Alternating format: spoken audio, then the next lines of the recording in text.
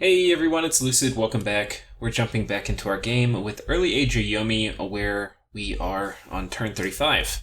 If you recall, in the last episode, we had picked off some of the last of the Fomorian armies, and so Fomoria is really in trouble now. And, they were kind of in trouble once they spawned on our planet. But they had some really ingenious strategies for dealing with any kind of rush with their really cool Titan chassis god. But we eventually foiled it, and we have now beaten their armies. But last episode, we made a move on Xybalban, who we were kind of watching, kind of attacking, but... what happens here? Okay, we took control of Xybalban without any resistance. That's really funny. Okay. We got a Skull Mentor from Lanka. Oh, shit, yeah. Garden of Pearls. This is a two astral site. Love Garden of Pearls is pretty common, and it is awesome. You see this a lot once you play Dominions a fair amount, and you get really excited when you see it. Thunder Oak, that's an Air 1 site, and then... yeah, so Shikomi, we're getting a fair amount of them. They're pretty good. Let's just, in case you forgot what Shikomi are, they're pretty good versus Xybalban if we have to worry about Skelly spam, because they tend to wreck ghosts. They paralyze them. So that's kind of cool. And then they just have 2 magic damage attacks. They also have Berserker 4, so this is going to jump up to a rather surprisingly high 17 with Berserker, and then 21 damage, which is way more than 13. Like 13, because especially after armor, is not much at all. But 21, that's a lot. So, you kind of need to get Bloodlust on these guys for them to be good, or Shrink the Giants. We can do that, though. And then the Fire, Cold, and Poison resistance is obviously nice on them, and they're sacred, so they're going to get our Reach and All Bless. The only kind of tricky thing is you kind of want to have one of the protection buffs on them. Otherwise, they're just going to die instead of going Berserk. And we are not making necessarily... Sorry, we're not making necessarily great progress on getting up to End of Weakness, which is an Earth spell. It's Earth 6, so we could go for it. And in some ways, when you're playing these guys, you don't really want to get to Earth 5 and then not finish to Earth 6, because all your Dione can cast it easily. Mind you. If you're fighting a nation with fire access, which we're probably going to be doing, like finishing off Xybalban, they have fire access. If we fight Agartha or Abyssia, they'll have fire access. Roos apparently has some, whereas you can see they have devils down here. So, if a nation has fire access, it's less exciting to rush for End of Weakness, because it will give you a fire weakness. But we do have it on our Bless, where we get Fire Shock Resistance 10. So, it's still kind of okay. We probably should, I probably should go for it. But what we kind of want to do, Conjuration 5 is going to open up Daitengu, which are super important for me. It's going to allow me to airside search better to support my armies with... I need to get the Daitengu out, and then Alt 7 is going to open up Fog Warriors, but I kind of want to get some air infrastructure up, so that's kind of the reason for Conjuration 5. For Enchantment, okay, Construction 4, that's kind of obvious. It will allow me to do blood economy items. B, it will allow me to do Skull Mentors, and that's super duper important. And then Enchantment 6 and 7, mostly that's for economy, and it's going to give me things I can cast pretty much right away, like Earthblood Deepwell and Eternal Pyre. And Eternal Pyre I'm only 1 away from right now, so I want to get this and then cast it, and then if I just take one more little jump, I get over here and get Earthblood Deepwell. So... this is basically an economy move where I think most of my next... we're going to finish off Xybalban, and then we're probably going to hang tight for a little bit while we get some kind of economy going, without really worrying about the next fight. So let's go and see what happened here. So Lanka was trying to intercept the retreating forces of Niefelheim, Because if you recall, Niefelheim had a bit of a bad experience on top of Xybalban's capital, and we were sitting there quietly in the shadows, just watching, and you know, whoever won, we were going to attack, but we didn't want to get in their way as they killed each other. So I thought that was really funny. But basically, as soon as that fight was decided, we immediately moved in, and Lanka especially, and just started taking their stuff. So, like, here's some gam herdings, which if we were polite, are not gam herdings, skin shifters. They look like gam herdings. If we were polite, we would let them leave the planet with them. But this is kind of sending a message that this is not your planet. This is the planet of demons. And when you're playing the demonic faction, you can act like demons.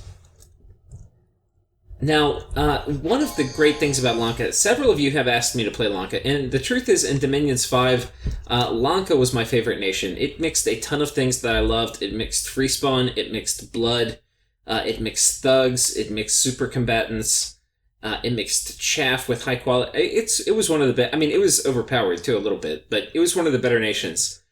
I loved Lanka. So these guys are kind of some of the all-stars of the Lanka nation. They can cloud trapeze. They make excellent thugs. With a Vine Shield and Mist form, they're very, very hard to kill. And so here we're fighting elites. These guys are not sacred. They're not gam herdings. But they are going to turn into werewolves after Lanka hits on them. And I think the odds are firmly on Lanka's side here, even though we're fighting giants that are turning into werewolves. The thing is, Mistform is going to negate a lot of the damage. He's got regen, he's got all. All is going to be pretty good against these non-excellent morale skin shifters. I believe he has fear also. Okay, no fear. Never mind. But commonly you'll put a horror helmet on these guys. It's a quite nice thug item, and especially in combination with all, it will erode their morale, which will make them fail all checks. Okay, they've popped the mist form. So that's actually not great.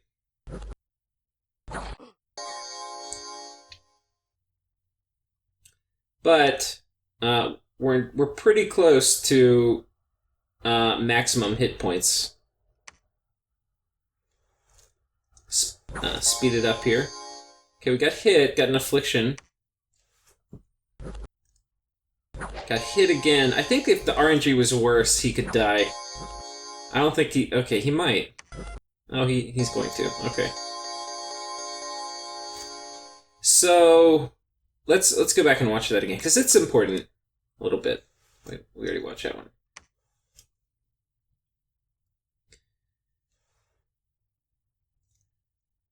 So, I think I know what happened here, actually. So, the main problem is he doesn't have a hat.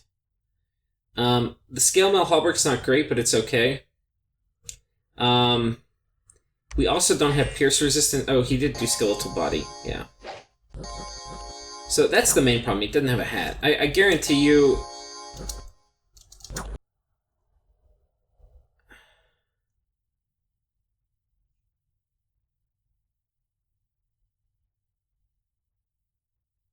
Well, it's hard to tell. When he gets hit really hard, it's going to be a hit in the head. Like...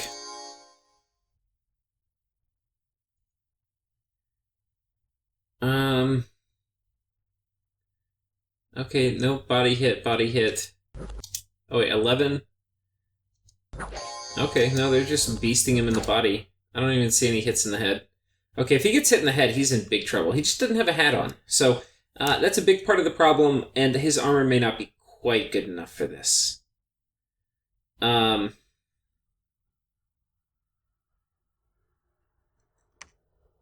Chaos power, -1. Okay, we're also not in chaos power, so he's going to get hit a fair amount more, and that's going to really matter when you're fighting giants, your attack and defense score.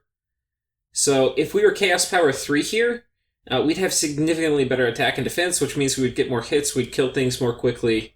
So yeah, okay, I think if we're fighting out of chaos, like with negative a penalty, Yeah, that's probably a big part of it. It's not having a hat, and then fighting in chaos. Anyway, these guys are stuck, but the thing is, these Lankan thugs are kind of expendable. I mean, there was some gear on there. You don't want them to die. But one of the things with the minions is, nothing wagered, nothing gained. So, doing things efficiently, like, it could have worked out, we would have been fine. Anyway. So, we did the sites, we did the battles. An illusionist here is killed. Got a lightless lantern, and province defense is up. Okay, cool. So what are we doing? We're going to continue to just keep Xybalban bottled up here. Now, Xybalban does have some anti-super combatant stuff, like, I think Break the First Soul, whichever one gives you basically like a bleed effect. Pretty gnarly. With regen, we may be okay, though it hits your fatigue also, but we also have earth power. We kind of might be able to survive it. You can see on our Xybalban thugs, we have Boots of the Behemoth, so we can trample. And that is in case Xybalban Skelly spams, we will not be pinned in at the back. We'll do our buff cycle. If he Skelly spams, we're just going to kind of march our way through randomly around the army. We probably should have this on attack rear. The danger with that, though, is you end up potentially running... you end up potentially getting close to their casters where they could, hit you with Hand of Death or something nasty. But that's okay. The other thing we potentially have to worry about is Xybalban is a Fire Nation, so they could have Holy Scourges, and they do have Flyers, so they could walk up and just smack us on the face. But we're going to assume they don't have that now until they at least reveal it. And with our guys standing close together, if somebody jumps back here flying, tries to hit us, we both have a fair amount of weapons, and we have awe and high defense. Both these guys are 25 defense. If a thug comes back here, there's a good chance we just flat out kill him. But you can see we are not in, critical mode here. Kenshi here is going to site search, while Withersall and Wade Star siege down the cap. So, if we were really scared, we would potentially move this guy in or something like that, but we're not going to. We're just going to hang tight. The other thing that's important is, you can see our Oni factory is going on over here. We've got our guys kitted up with research items, and we're starting to get more Oni Shugo coming in. We probably should have scripted him to come over this turn, but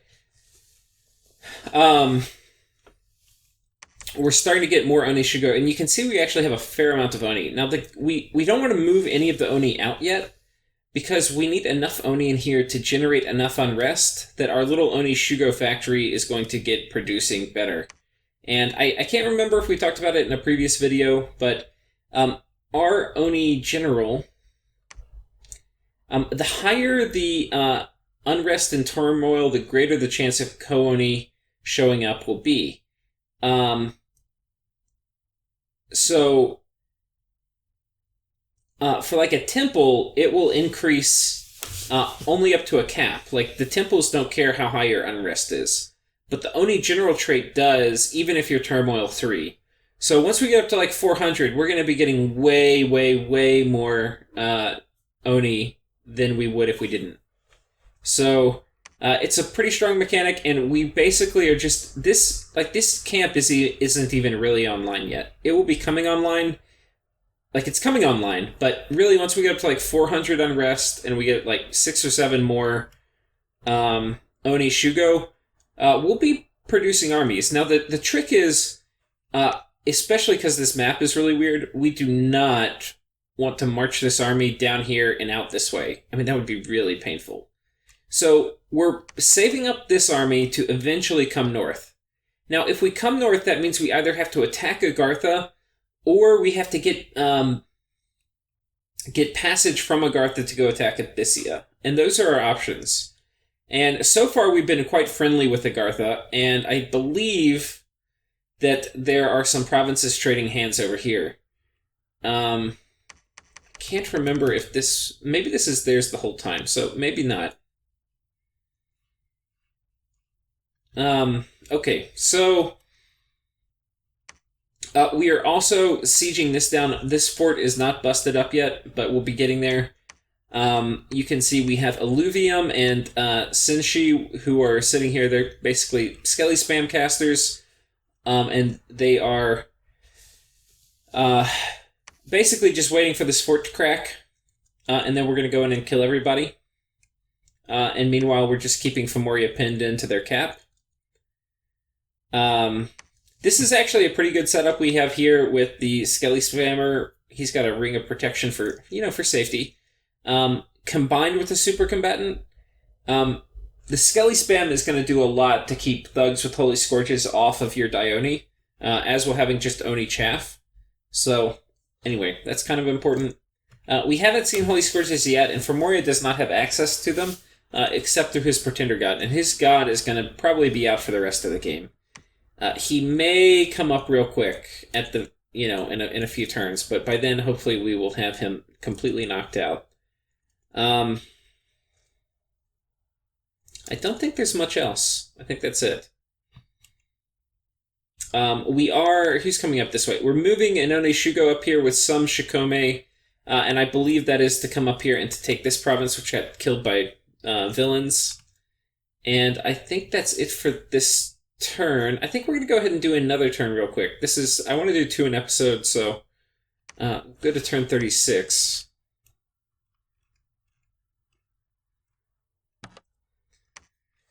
So turn 36, a message from Abyssia. Hinnom has a Citadel Furblog Fortress at 18, and his Moloch Disciple at 322. Moloch is 4 fire, 2 water, 3 blood with full gear. Bless is...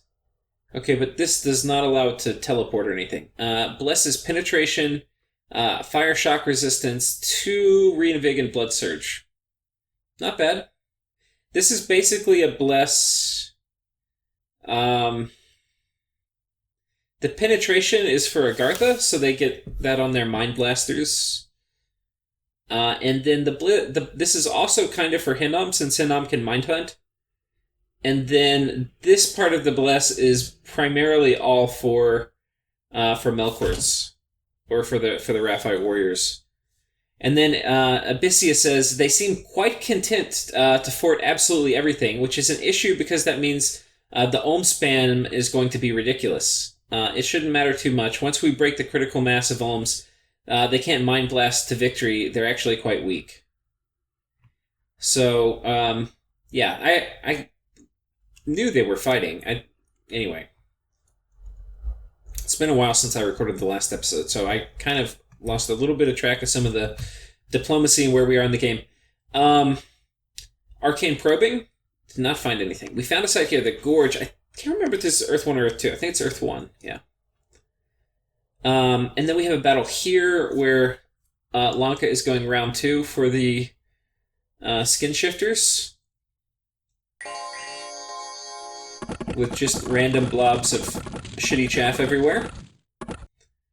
And the brave Skin Shifters of Niefelheim. So one of the things we haven't really talked about, we didn't really go, we haven't done a full Lanka overview, but these guys are the shit. These are Rakshasa warriors, and they're basically these size 3 demons. We'll compare them to your Palangshas, but they're blessed, so they have the awe and the shock resistance, and it got rid of their fire weakness. But they're pretty sweet. They've got a Cudgel, which is going to hit for 33 damage.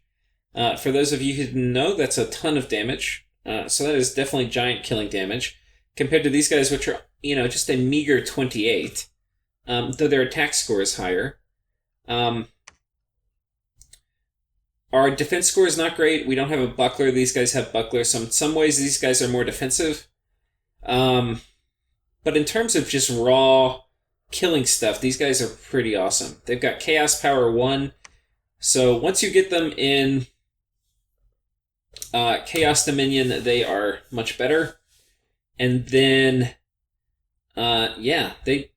And this being a two-handed weapon, it's going to get an additional bonus from strength. Otherwise, every weapon gets a bonus from strength, but two-handed weapons get a bigger bonus.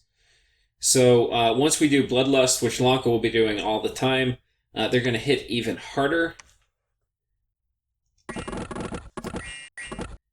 But I really like size 3 units. I don't know if you... Okay, let me talk a little bit about unit size. I like human units too. Size 2 units are good. The problem with a lot of size 2 units is they can get one hit killed by a lot of stuff, and so then you can't take advantage of things like regeneration as much. Not true for all of them, but it happens a lot of times. The problem with anything higher than size 3 is you can only fit 1 per square. But like here, you can see there's a wolf with a human in it, so that's kind of okay, so you can mix size 4 and 2. That's okay if you have good candidates for size 4 and size 2. The problem is, like size 5, you can't really find anything to fit in there, and size 6, you're alone. So a lot of times the attack density is way too low for size 4, 5, and 6. Like this guy, low attack density, right? He's only got 1 square that has 2 things in it. And like he's doing 1 attack per square, and meanwhile, and like look, these guys hit for 25. Look what these guys hit for. They hit for 33, and we've got 2 of them per square. So, yeah. The other nice thing about having 2 per square is every attack is going to hit a square, and who it hits in that square is going to be random. So let's say this guy, he swings. He's going to hit on random, like, one of these guys. So if we click on their defense, no harass penalty. No harass penalty. No harass penalty. Like, we click here, this guy might have a harass penalty of 1. Nope. Somebody here is going to have a harass penalty. I know it. Okay, this guy has a harass penalty of 1. Great. But if we click on his guys, not only because... Let's click on him, because he's not really exactly surrounded. Okay, he's got a harass penalty of 1. This guy's kind of getting surrounded, so he's going to have a pretty big harass penalty of 3. The thing is the harass penalty is going to go in the way of the units with higher attack density. And that's going to also shift the damage. So, anyway, in general, I personally don't really like size above 3, but I really like size 3 units. Size 3 units are often a very good balance of attack density, and then having, HP and quality to kind of endure and regenerate and not die off in a fight. So they have a good mix of sustain and damage outlay. The exception, of course, to this is when you're dealing with heroes or commanders that you can put gear on, and there often it is better to be as big as possible. So just because you want the better stats, because they're going to leverage the gems you spend on items more. And yeah, this is not going to go well for the skin shifters. Skin shifters are great units. So after I was just kind of shit-talking the size 4 units, these guys are good if you buff them. Wooden Warriors does not do much for these guys because their base protection is pretty... We'll go back and check real quick what their base protection is. So base protection... Wooden Warriors is nice when they're in their first form. In the second form, it doesn't do much. Things that are really good for them, and you can't get a ton of them, right? So you can afford to buff them with mage turns. The things that are really good on them are like Body Ethereal. Yeah. Luck is okay, because it will trigger, I think, when they go between forms. So anyway. An event, we found a magic site? Oh, I know where this is. Okay, I think this is... Okay, we got this, the Translucent Tower. So this is the end of the event series. So this whole fog... Okay. Mist-Covered Highlands. If you see this site, it can trigger this event series. Hit I to pull this up.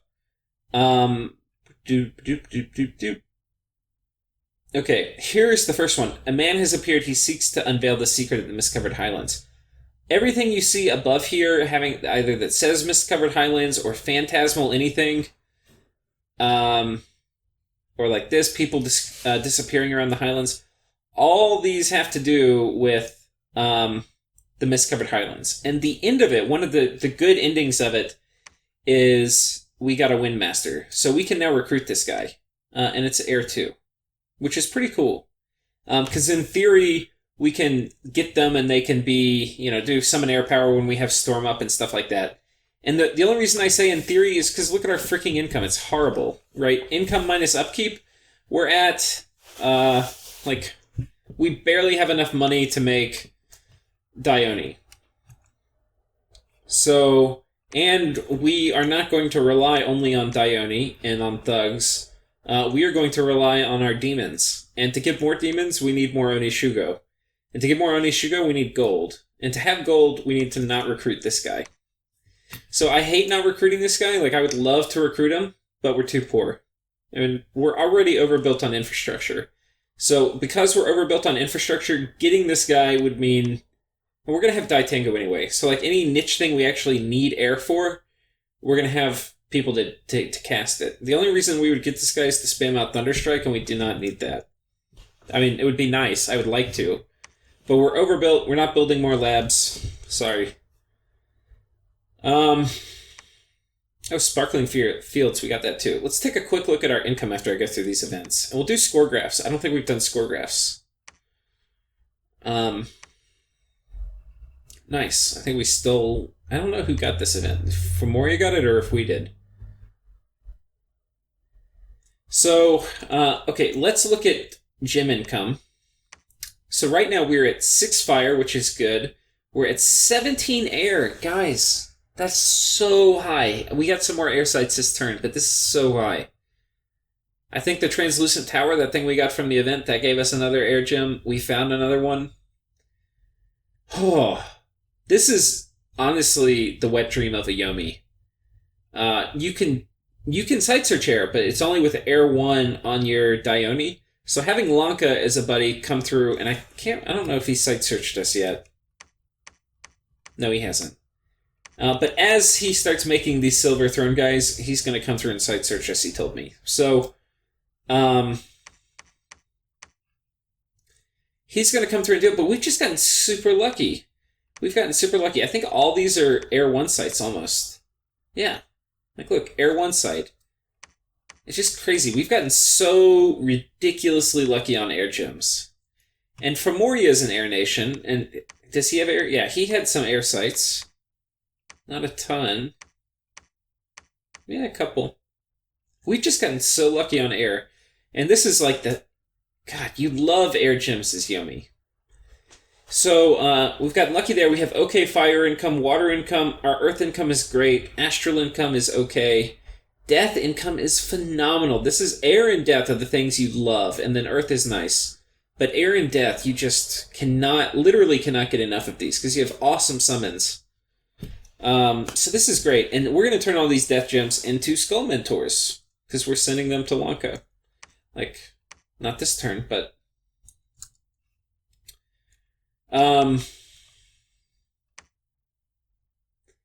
So I think that's it for this turn, and therefore for this episode. For outgoing diplomacy, we say we might be able to war Abyssia, but if so, we'll need passage through your moon. Whoops. So I don't have to march an army for 7 months through my planet. It would be temporary since I can manage further logistics through Lanka. Nothing urgent since we aren't at war yet and may not even war with Abyssia. Just let me know if that's an option, since that would change whether we even consider that war. So, I think what has happened here is Agartha had messaged me in Discord, and he had said that they had defeated a big Abyssian army, but they weren't in a great position to have to basically win the conflict, where they would invade and take over their planet. And because of that, they kind of wanted to get out of the war. And they want to get out of it by subbing in, letting us come fight them while they go fight other people. And the way they fight is this planet connects all the way down here to this moon.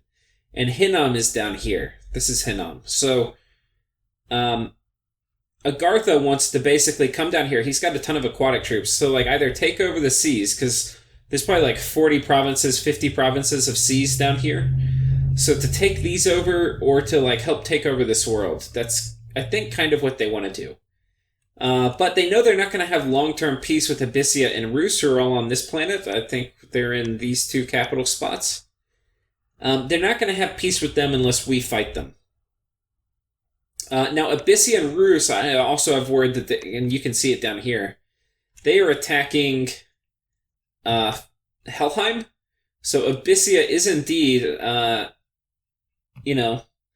putting action behind his words and attacking elves. So it's not just hate speech; it's war.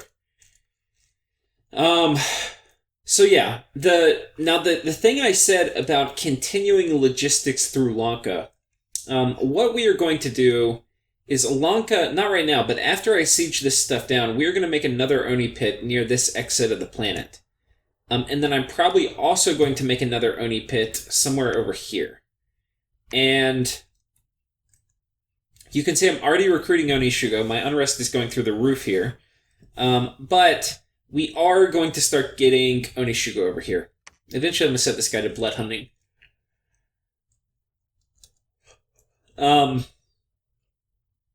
Yeah. Now we can be making Daitengo. I don't know if I'm making them yet. Okay, yeah. Satano is casting Daitengu.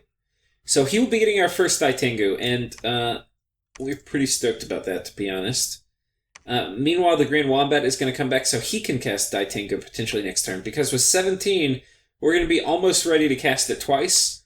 This will also load up the Grand Wombat to, which is funny because I'm naming him after the Agartha player.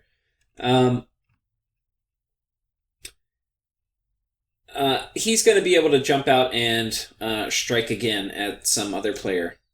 So, like, if this king walks out, we can zap him, or we can come down and zap Xybalban or somebody else.